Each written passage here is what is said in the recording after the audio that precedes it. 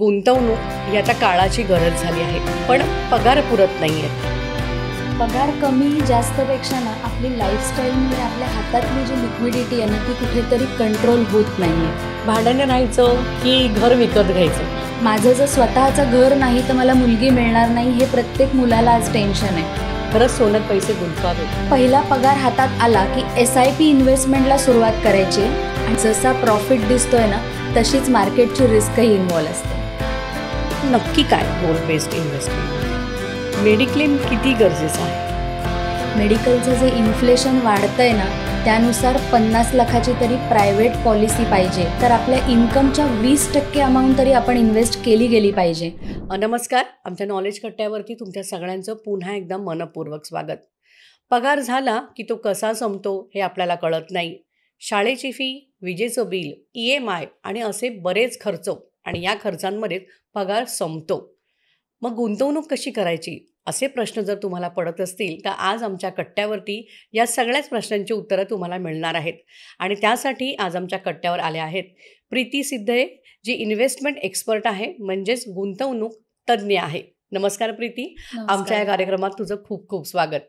जसं मी सांगितलं की गुंतवणूक ही आता काळाची गरज झाली आहे, पण पगार पुरत नाही आहेत. पगार कमी आहेत काही जणांना, तर काही जणांना खूप जास्त पगार आहेत. पण ज्यांना पगार कमी आहेत त्यांनाही तीच चिंता भेडसावते, आणि ज्यांना बऱ्यापैकी पगार आहे तेही याच विचारात आणि याच त्रासात आहेत. काय सांगशील याबद्दल? पगार कमी जास्तपेक्षा ना आपली लाईफस्टाईलमुळे आपल्या हातातली जी लिक्विडिटी आहे ना ती कुठेतरी कंट्रोल होत नाही आहे.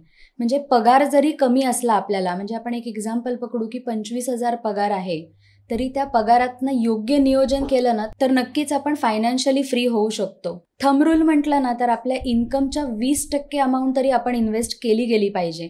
म्हणजे जर आज मला पगार 50,000 रुपये आहे तर मी 10,000 तरी महिन्याला इन्व्हेस्ट केले पाहिजेत, सो दॅट कुठेतरी माझे जे वायफळ खर्च, ज्याला आपण सो कॉल्ड लाईफस्टाईल एक्सपेन्सेस म्हणतो ना, ते ऑटोमॅटिकली कंट्रोलमध्ये राहतील. आणि ही सवय लागली ना आपल्याला की आपण नक्कीच ते लॉंग टर्म करू शकतो, आणि जेवढं लॉंग टर्म करू ना तेवढं आपल्याला बेनिफिट जास्त मिळेल.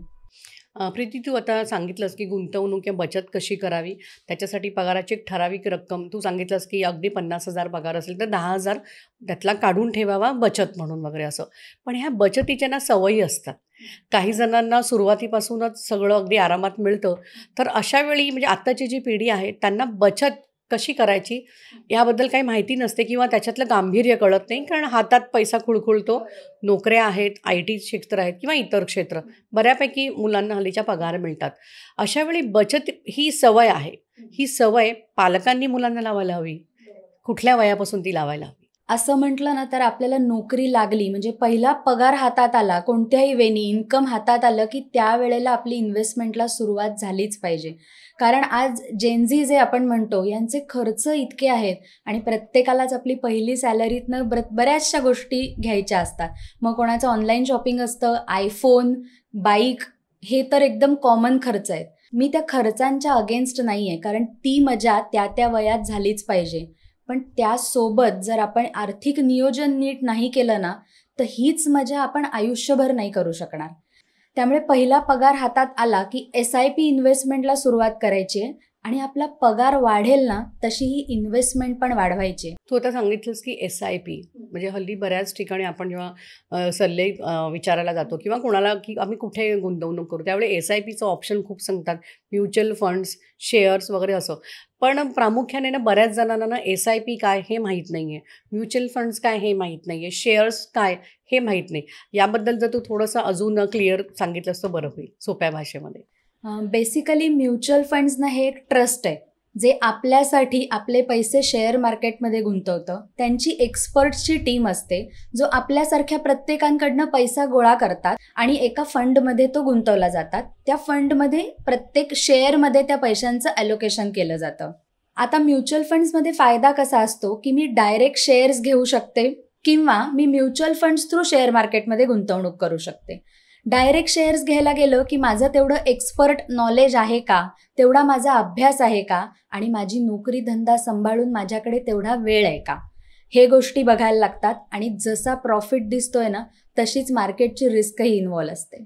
मग म्युच्युअल फंड थ्रू काय होतं, आपल्यासाठी ह्या सगळ्या गोष्टी एक पोर्टफोलिओ मॅनेजर जो त्यातला तज्ज्ञ असतो, एक्सपर्ट असतो, तो करत असतो. त्यामुळे आपले पैसे योग्य प्रकारे चॅनलाइज होतात, मार्केटची रिस्क मिनिमम व्हायला मदत होते आणि भविष्यामध्ये ग्रोथ नक्कीच चांगली मिळते. गोल बेस्ड इन्व्हेस्टमेंट याबद्दल आम्ही बऱ्याच वेळा ऐकत असतो, पण नक्की काय गोल बेस्ड इन्व्हेस्टमेंट म्हणजे?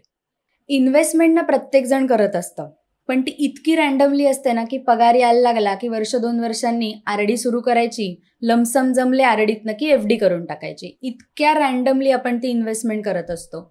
पण जेव्हा आपण गोल डिसाईड करतो ना, म्हणजे फॉर एक्झाम्पल प्रत्येकाच्या आयुष्यात बेसिक गोल तर असतंच ना की मला कार घ्यायची आहे, घर घ्यायचं आहे, मुलांचं शिक्षण आहे आणि काही नाही तर आपली रिटायरमेंट, फॉरेन ट्रिप, हे सुद्धा आज खूप मोठं गोल आहे. सो ह्या प्रत्येक गोलच्या अनुषंगाने जर आपण एक एक इन्व्हेस्टमेंटला सुरुवात केली तर ते गोल आपण योग्य प्रकारे अचीव करू शकतो. आता पहिली गोष्ट, गोल डिसाईड का करायची? त्यामुळे आपल्याला कळतं की आपल्याला कधी पैसा लागणार आहे आणि त्यासाठी किती पैसा लागणार आहे. आपण एक एक्झाम्पल घेऊयात. माझी मुलीचं 10 वर्षांनी इथून फर्दर एज्युकेशन आहे. आज फर्दर एज्युकेशनसाठी मला खर्च वाटतोय 25 लाख रुपये लागेल, तर 10 वर्षांनी तो नक्कीच तिप्पट झालेला असेल. मग मला 25 लाखाची सोय करून उपयोगी नाही आहे, ती पुरेशी नसणार आहे. मला त्यावेळेला तिच्यासाठी 75 लाख उभे करायचे. म्हणजे आता मी गोल डिसाईड केल्यावर मला कळलं की माझ्याकडे वेळ आहे 10 वर्ष आणि मला त्यासाठी इन्फ्लेशन म्हणजे महागाई ॲडजस्ट करून 75 लाख रुपये जमवायचे. हा गोल बेसचा फायदा आहे. प्रीती, तू आता गोल बेस्ड इन्व्हेस्टमेंटबद्दल सांगतेस, पण या गोल बेस्ड इन्व्हेस्टमेंटमध्ये कसे गुंतवायचे पैसे याबद्दल जरा आणखीन थोडंसं क्लिअर सांगितलंस तर? आता आपल्याला ना आपली गोल्स डिसाईड केल्यावर ती गोल डिवाइड करायचे आहेत की काही गोल आपली शॉर्ट टर्म असणार आहेत की जिथे मला 1-2 वर्षातच पैसा लागणार आहे. फॉर एक्झाम्पल मला वर्षभरात बाईक घ्यायची आहे, तर मी तिथे असेट क्लास पण तसाच निवडला पाहिजे. मग मी तिथे इक्विटी मार्केटचं एक्सपोजर घेऊन चालणार नाही. मग तिथे मी लिक्विड फंड्स किंवा बँक एफडी हा ऑप्शन निवडू शकते. काही गोल माझी मिडियम टर्म असतात, जिथे मला 3 ते 4 वर्षात पैसा लागणार आहे. मग तिथे आपण आरडी, एफडीचा वापर करू शकतो की कसल्याही प्रकारची रिस्क नाही आणि हवं तेव्हा पैसे लिक्विडेट करता येतील. पण जी गोल आपली लॉंग टर्म आहेत, तिसरा पॉईंट येतो लॉंग टर्म गोल्स, जी आपली 5 वर्ष प्लस आहेत. की जसं की आज माझी मुलगी 5 वर्षाची आहे, सो इथून 10 वर्षांनी पैसा लागणार आहे.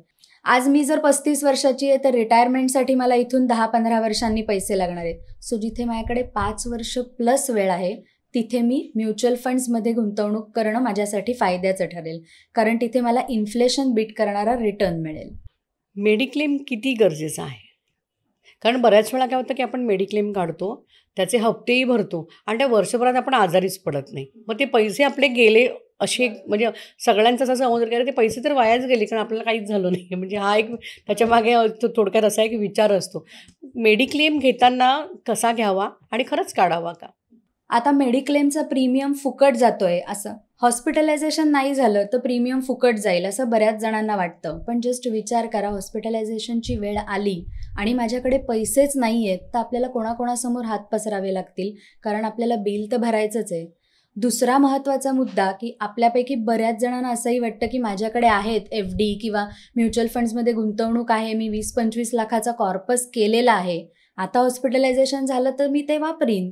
पण मला सांगा, आज तुम्ही 4 ते 5 वर्ष मेहनत करून हा जो काही कॉर्पस जमा केला आहे, एका हॉस्पिटलायझेशनमध्ये 20 लाख गेले तर मग आपण किती वर्ष फायनान्शियली मागे जातोय, केवढं मोठं संकट आपल्यावर फायनान्शियली येऊ शकतं ह्याचा विचार करा. मग हे कसं ट्रीट करा माहिती आहे की कार घेतो, कार अपग्रेड करतो तरी प्रीमियम भरतोच, इन्शुरन्स पॉलिसी काढतोच, आपल्याला प्रत्येकाला माहिती आहे तो प्रीमियम फुकट जाणार आहे पण आपण ती काढतोच. तसंच आपल्याला आपला मेडिक्लेमसुद्धा ट्रीट करायचा आहे की प्रीमियम फुकट जाऊ दे, पण वेळ आली तर आपले सगळे सेविंग्ज इंटॅक्ट राहू शकतील त्या मेडिक्लेममुळे. आणि असं बघितलं ना तर साधारणपणे एका 30-35 वर्षाच्या 4 जणांची फॅमिली पकडली तरीसुद्धा साधारणपणे 25,000चा प्रीमियम येणार आहे 20-25 लाखाच्या पॉलिसीला. मग ते 25 लाख नाहीच आहेत आपले असं समजा, पण तो मेडिक्लेम काढा. प्रीती, मला अजून एक प्रश्न विचारायचा आहे की जसं तू ते मेडिक्लेमबद्दल सांगतेस, आता बऱ्याच कंपन्या देखील म्हणजे आपल्या एम्प्लॉईला मेडिक्लेम पॉलिसी म्हणजे ऑफर करतात ती. तर मग आपल्याकडे ऑफिसमध्ये जरी मेडिक्लेम असेल, ऑफिसमध्ये मिळत असेल तरीसुद्धा आपण प्रायव्हेट मेडिक्लेम पॉलिसी काढावी? निश्चितच काढायला पाहिजे, कारण आज ना आपण एका जागी जॉब नाही करत, आपण प्रत्येक वेळेला जॉब चेंज करत असतो, आपण दुसरीकडे जाऊ तिथे नसेल मेडिक्लेम, किंवा कित्येकदा असं असतं की कॉर्पोरेटचा जो इन्शुरन्स आहे ना तो पुरेसा नसतो. 3 लाखाचं कव्हर. मला सांगा 4 जणांच्या फॅमिलीला आज कोणत्या शहरात 3 लाख पुरेसे आहेत? मेडिकलचं जे इन्फ्लेशन वाढतंय ना त्यानुसार 50 लाखाची तरी प्रायव्हेट पॉलिसी पाहिजे, की उद्या कंपनीने मेडिक्लेम देणं बंद केलं किंवा मी जॉब बदलला म्हणून मी अनकवर्ड आहे असं होणार नाही आणि माझे सेव्हिंग्ज इंटॅक्ट राहतील. कंपाऊंडिंग म्हणजे नक्की काय? इन्व्हेस्टमेंटबद्दल आपण जेव्हा बोलतो त्यावेळी कंपाऊंडिंग हा शब्द खूप वेळा आपल्या कानावर पडतो. काय आहे याचा अर्थ काय असतो? कंपाऊंडिंग हे ना 8वं आश्चर्य म्हटलं जातं. इतकं इम्पॉर्टंट गोष्ट आहे. फक्त कसं असतं ना की ह्या गोष्टीला ना खूप पेशन्स लागतो जो आपल्यात नसतो. आपल्याला सगळं चुटकीसरशी म्हणजे स्क्रोलिंगची जशी सवय लागली आहे ना तसं सगळ्यात आपल्याला पटापट रिटर्न्स पाहिजेत. कंपाऊंडिंग म्हणजे थोडक्यात सांगायचं, मराठीत म्हणायचं तर चक्रवाढ व्याज, व्याजावर व्याज जनरेट होणं. मग नॅचरली आपण जेवढं लॉंग टर्म इन्व्हेस्टेड राहू हे व्याज जास्त जनरेट होणार आहे आणि आपला पैसा जास्त वाढणार आहे. आपण एक एक्झाम्पल घेऊन समजूयात की कंपाऊंडिंगची जादू काय आहे. 25,000ची आपण SIP करतोय दर महिना. पुढची 20 वर्ष आपण ती इन्व्हेस्टमेंट केली आणि आपल्याला 12% रिटर्न जरी मिळाले तरी पहिल्या 5 वर्षात ना आपली गुंतवणूक असते 15 लाखाची, ज्याची 12% व्हॅल्यू होते 21 लाख रुपये. म्हणजे मला 6 लाखाचा फायदा झाला. हीच गुंतवणूक मी जर 10 वर्ष केली तर माझी इन्व्हेस्टमेंट होते, म्हणजे 25-25 करत जे आपण गुंतवलेत, माझी गुंतवणूक होते 30 लाखाची, ज्याची व्हॅल्यू होते 58 लाख. म्हणजे मला 28 लाखाचा फायदा झाला. पण मी हीच गुंतवणूक 20 वर्ष केली तर माझी गुंतवणूक म्हणजे इन्व्हेस्टमेंट अमाऊंट असते 60 लाख, ज्याची व्हॅल्यू असते जवळजवळ 2.25 करोड. म्हणजे माझा 1.5 करोडचा फायदा आहे फक्त. म्हणजे गुंतवणूक 60 लाख आहे, फायदा 1.5 करोडचा आहे. मी पहिल्या 5 वर्षात मला 6 लाख रुपये मिळत आहेत. पण मी जर तीच गुंतवणूक 20 वर्ष करत राहिले ना तर माझी 1.5 करोडनी व्हॅल्यू वाढते. म्हणजे काहीही केलं नाही, लॉंग टर्म इन्व्हेस्ट करत राहिलो, पेशन्स ठेवले, कन्सिस्टन्सी ठेवली, कंपाऊंडिंग आपली व्हॅल्यू वाढवत राहते. पण या उलट प्रत्येकजण काय करतो सांगू? रिटर्न्स चेस करायला जातात. 12% असा विचार असतो लोकांचा. म्हणजे जी लोक आज FD करतायत ना 60%नी, त्यांनाही हा प्रश्न पडतो की 12% मिळणार. आत्तापर्यंत आपण 7%ची FD करत होतो, 12% रिटर्नसुद्धा पुरत नाहीत. मी अशा लोकांना सांगेन की रिटर्न्स चेस करू नका, ते मार्केट देणार. आपल्याला कन्सिस्टन्सी ठेवली ना तर कंपाऊंडिंगच आपली व्हॅल्यू खूप वाढवेल. इमर्जन्सी फंड किती असायला हवा? खूप चांगला प्रश्न आहे, कारण आजच्या काळात ना ले ऑफ हा इतकी टांगती तलवार आहे. म्हणजे IT बॅकग्राऊंड असं नाही, कुठेही आज हे टेन्शन आहे की ले ऑफ होणं किंवा दुसरी इमर्जन्सी. मेडिकल इमर्जन्सी मी म्हणणार नाही, कारण त्यासाठी आपण मेडिक्लेम काढायचा आहे. पण त्या व्यतिरिक्त जी इमर्जन्सी आहे त्यासाठी आपल्याकडे तो फंड असायला हवा. मग त्यातनं लिक्विडिटी हा खूप मोठा क्रायटेरिया आहे. रिटर्न किती मिळत आहेत यापेक्षा मी ते इमिजिएटली विड्रॉ करू शकते का, हा पॉईंट इन्व्हेस्ट करताना आपण बघितला पाहिजे. मग जनरली आपल्या 6 महिन्याचा खर्च निघेल इतका तरी इमर्जन्सी कॉर्पस असायला हवा, की उद्या माझा जॉब गेला फॉर एक्झाम्पल तर मी त्यातले पैसे वापरेन. पुढच्या 3-4 महिन्यांची माझ्याकडे फायनान्शियली सोय आहे, त्या स्पॅनमध्ये जॉब शोधेन मी. माझ्यावर ते टेन्शन नसेल की घर कसं चालेल. मी शांतपणे नवीन जॉब बघीन. 6 महिन्यात मला नवीन जॉब नक्कीच मिळेल, तेवढा इमर्जन्सी कॉर्पस पुरेसा आहे. बिझनेसमनच्या केसमध्ये थोडं वेगळं कॅल्क्युलेशन असेल. साधारण वर्षभराचा तरी कॉर्पस जमा असला पाहिजे, कारण बिझनेसमधले चढ उतार हे सांगून येत नाहीत.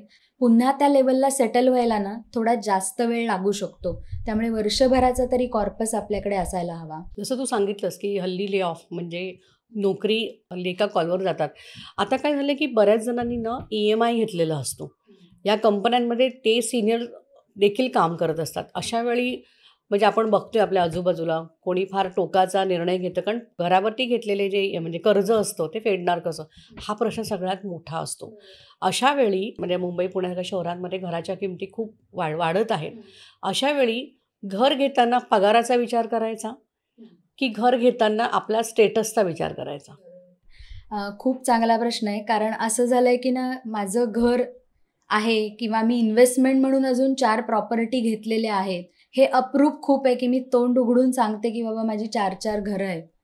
पण यात कुठेही फायनान्शियली आपण स्टेबिलिटी आहे का हा विचार कोणीच करत नाही. ले ऑफचं टेन्शन प्रत्येकाला आहे, पण EMIचं बर्डन डोक्यावर घेताना आपण ले ऑफचा बिलकुल विचार करत नाही की मी आज 20 वर्षासाठी EMIची कमिटमेंट घेतेय, त्यासाठी माझा जॉब तरी 20 वर्ष स्टेबल राहणार आहे का.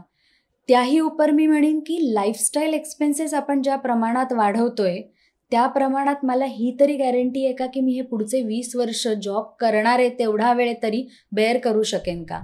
त्यामुळे मला असं वाटतं स्वतःला राहायला घर हे प्रत्येकाने घ्यायचंच, कारण ती एक इमोशनल रिक्वायरमेंट आहे, ती एक स्टेबिलिटी आहे, स्थैर्य आहे. त्यामुळे स्वतःसाठी घर निश्चित घ्यायचं, फक्त आर्थिक योग्य नियोजन करून घ्यायचं. नुसतंच लोनचं बर्डन आहे आणि मी ते आयुष्यभर लोन फेडतेय ह्या प्रमाणात घर नक्कीच नाही घ्यायचं आहे. आपल्याला जे परवडेल असं घर घ्या. उगाचच म्हणजे आपल्याला बिल्डर खूप अशा आकर्षक अशा काही काही गोष्टी दाखवत असतात, तुम्हाला हे हे मिळणार, याच्यामध्ये ही ॲम्युनिटीज मिळणार. त्याच्या त्या भरीला बळी न पडता आपल्या पूर्ण आर्थिक बाजू समजूनच आपल्याला घर घेताना हा विचार करणं खूप महत्त्वाचं आहे. प्रीती, नेहमी ना हल्ली म्हणजे आपण बघतो सोशल मीडियावरती ना एक प्रश्न सतत म्हणजे सर्क्युलेट होत असतो, तो भाड्याने राहायचं की घर विकत घ्यायचं, हा आजच्या तरुणांना पडणारा प्रश्न आहे. तू आता एक उत्तर दिलेलं आहेसच, पण तू एक इन्व्हेस्टमेंट एक्सपर्ट आहे, गुंतवणूक सल्लागार आहेस, तू काय सल्ला देशील?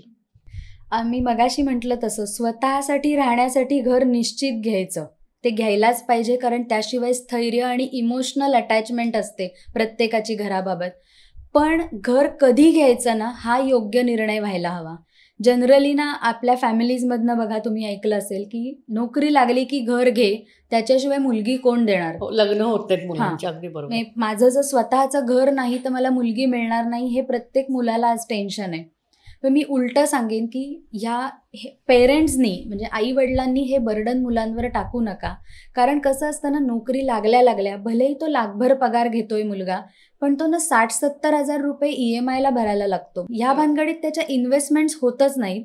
बरं, ह्या मुलांची लाईफस्टाईल इतकी हाय आहे की हा EMI सुरू झाला ना की स्वतःच्या खर्चासाठी अगदी कुठे फिरायला जायचं म्हटलं ना तरी यांना मुलांना आईवडिलांकडनं पैसे घ्यायला लागतात. मग लाखभर पगार घेऊन जो मोठी रक्कम मी EMIमध्ये घालवते, इन्व्हेस्टमेंट शून्य आहेत.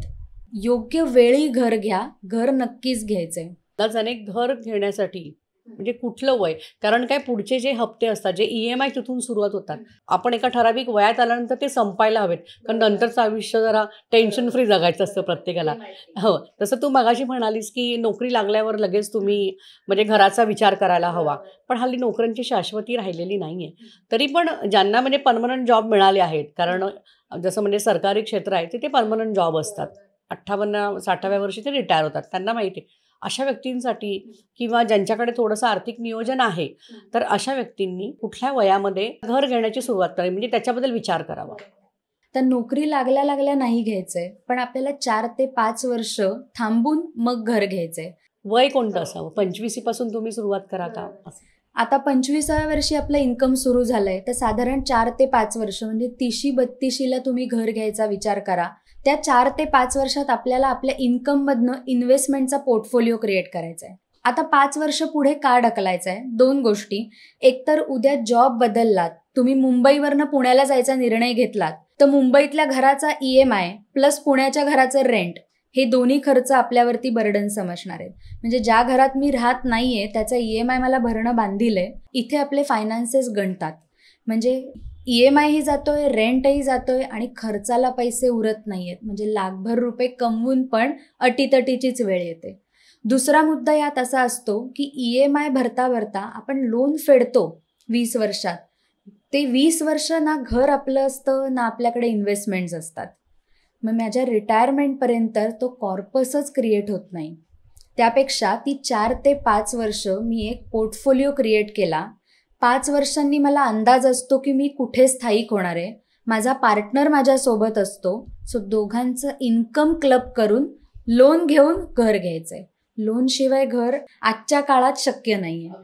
लोन घ्यायचंय, घरही घ्यायचंय, फक्त पहिली 4-5 वर्ष आपल्याला इन्व्हेस्टमेंट करून पोर्टफोलिओ क्रिएट करायचा आहे आणि मग घर घ्यायचंय. म्हणजे भविष्यात ना घरही आपलं असेल आणि सोबत आपल्याकडे इन्व्हेस्टमेंटचा पोर्टफोलिओ सुद्धा असेल. मला वाटतं प्रीतीने ही सांगितलेली माहिती आपल्या सगळ्यांना खूप छान महत्त्वाची आहे आणि सगळ्यांच्याच ही उपयोगाची आहे. प्रीती, घराबरोबर भावनिक नातं असतं. त्यामुळे काय असतं, की आपल्यासारखे सर्वसामान्य म्हणजे अगदी स्पेशली मराठी आपण माणसं आहोत. रिटायरमेंटनंतर आई-वडिलांना जे पैसे मिळतात असं, तर त्याच्यामध्ये शेवटी उद्देश असतो, की ह्याच्यातून पण आपण एक छोटं घर घेऊया.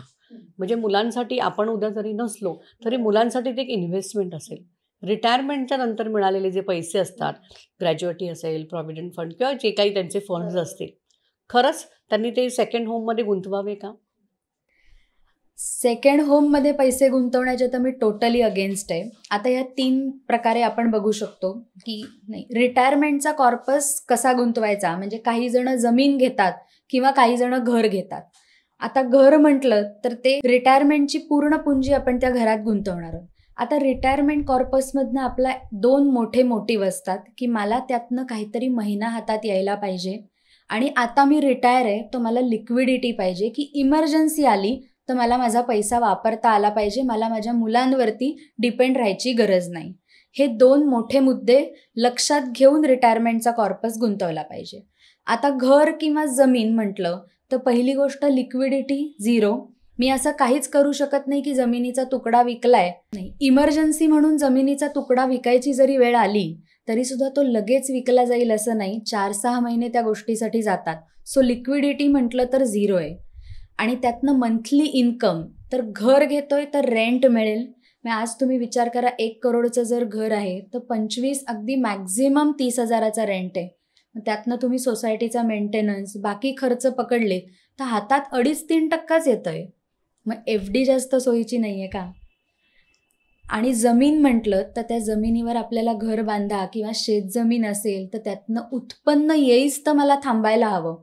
मग ते कसण्याची माझी धमक आहे का? आणि ते उत्पन्न स्टेबल आहे का? त्यात कन्सिस्टन्सी आहे का? हा विचार करायला पाहिजे. कारण रिटायरमेंटनंतर हे सगळं करायला माझ्याकडे तेवढी ताकद आहे का? हा प्रश्न येतो. प्रीती, खरंच म्हणजे हा सर्वसामान्यांना पडणारा प्रश्न असतो. घरात पैसे गुंतवणं म्हणजे आपल्याला वाटतं, की ही आपली इन्व्हेस्टमेंट आहे मोठी. पण जसं तू आता खूप छान सांगितलंस, की एमर्जन्सीसाठी पटकन घर विकलं जात नाही किंवा जमीन विकली जात नाही.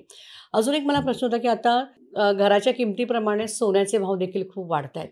तर बरेच जणांचा आता कल सोन्यामध्ये वाढतोय, म्हणजे सोन्याकडे कल वाढतोय. तर रोज पर डे 1,000ने सोनं वाढतंय.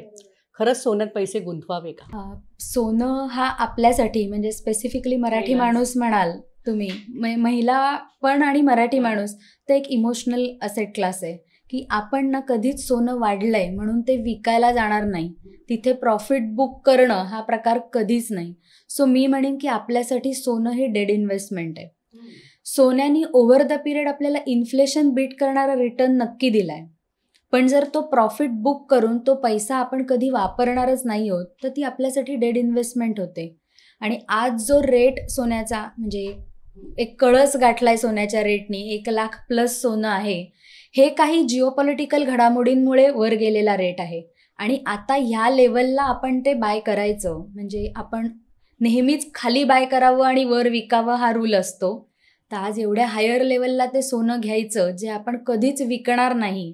मग तो पैसा आपल्याला जर वापरताच येणार नाहीये तर त्यात किती इन्व्हेस्टमेंट करायला पाहिजे हा आपण हे आपण ठरवायला पाहिजे. आता तू म्हणालीस, की सोन्यामधली गुंतवणूक ही जवळपास डेड इन्व्हेस्टमेंट असते. आत्ता सोन्याचे रेट वाढलेले आहेत. आपल्याकडे जर काही सोनं असेल, तर अशा वेळी बऱ्याच जणांनी म्हणजे मधल्या काळामध्ये सोनं विकायला काढलं होतं. अशी पण परिस्थिती निर्माण झाली होती. पण विकताना तेवढा रिटर्न येत नाही. म्हणजे हे काय गणित असतं? दागिना स्वरूप सोनं जास्त घेतलं जातं.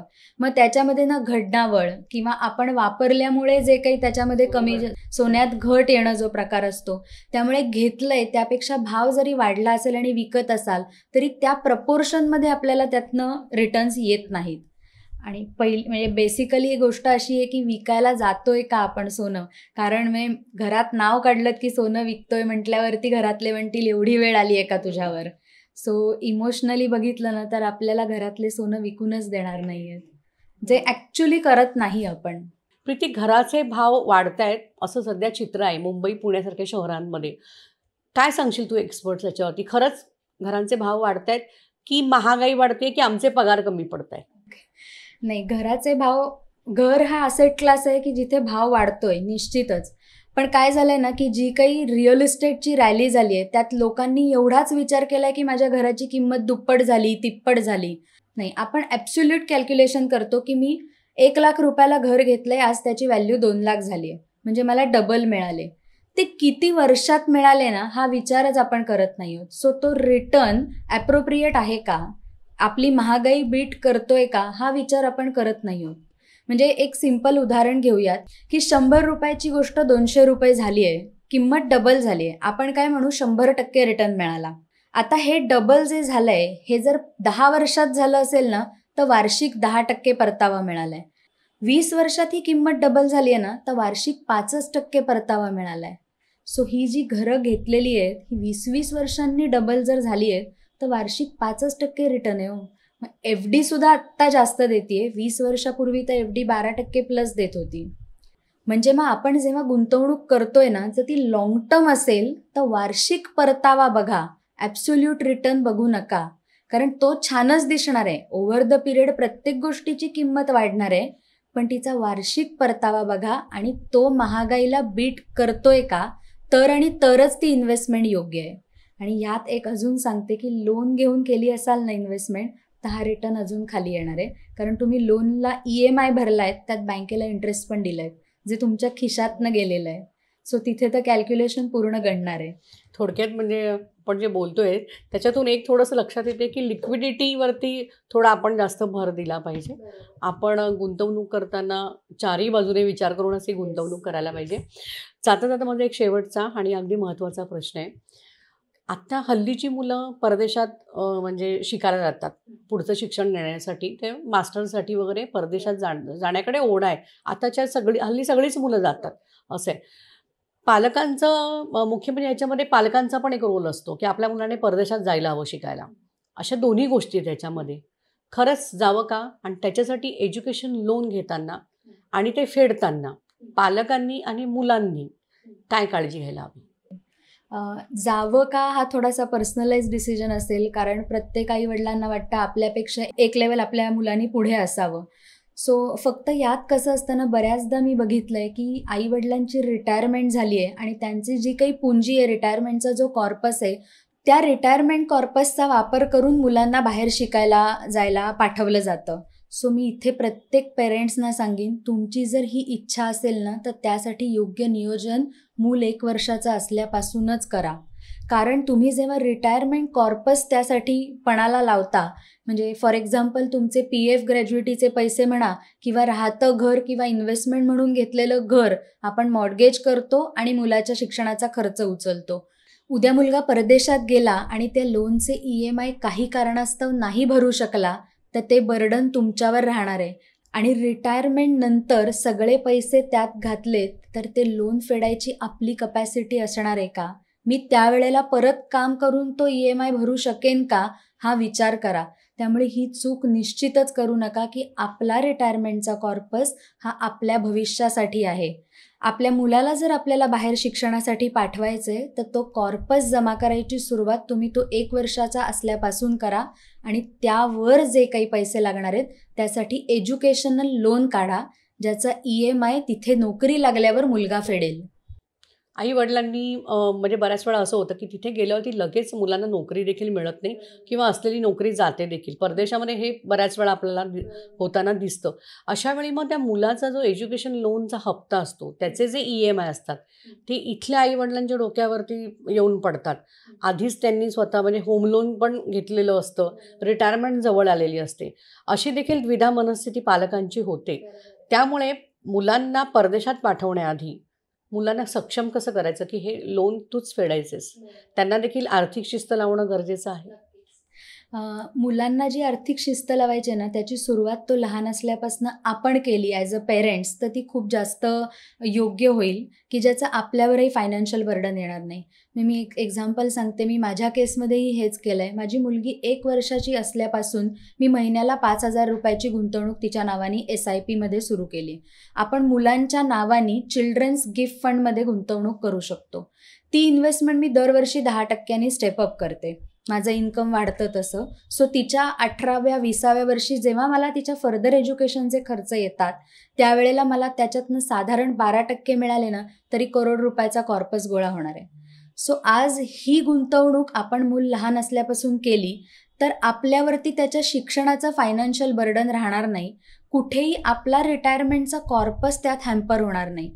आणि ह्यात अजून एक महत्त्वाची गोष्ट अशी की त्या मुलालाही त्याची सवय लागते की आपल्यासाठी हे पैसे जमवलेत आणि आपल्यालाही असेच हे जमवायचे.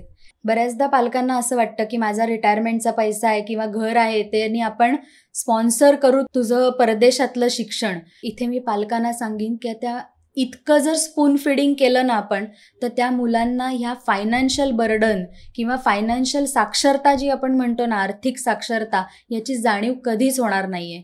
तिथे जाऊन तेवढं सिरियसली अर्न करण्याची त्यांना थोडी तरी समज राहील का की तिथे जाऊन आपल्याला पैसा कमवला पाहिजे, शिक्षण घेतलं पाहिजे का आता बॅकग्राऊंडला मला हे लोन फेडायचं आहे. ते जर कुशन असेल ना की माझ्या आईवडिलांकडे पैसा आहे, त्यांनी माझं पूर्ण शिक्षण स्पॉन्सर केलेलं आहे, सो काही गरज नाही आहे, तर ती मुलं फायनान्शियली स्वावलंबी कधीच बनू शकणार नाहीत. त्यामुळे आपला रिटायरमेंटचा पैसा म्हणा, जरी तुम्ही लोन घेऊन मुलाला परदेशी पाठवत असाल तरी त्या लोनचा EMI मुलांना भरण्याची कपॅसिटी त्यांच्यात कशी येईल हा विचारसुद्धा सायमल्टेनियसली करा. अदरवाईज काय होईल की म्हणजे तुमच्या हौशीसाठी तो गेलाय का त्याला खरंच शिकायचंय म्हणून तो गेलाय याची त्याला किंमत राहील आपण म्हणूया. तू आज इथे वेळात वेळ काढून आलीस आणि खूप छान असं आम्हाला अगदी मार्गदर्शन केलेलं आहे. तुझे खूप खूप आभार. धन्यवाद. Thank you so much.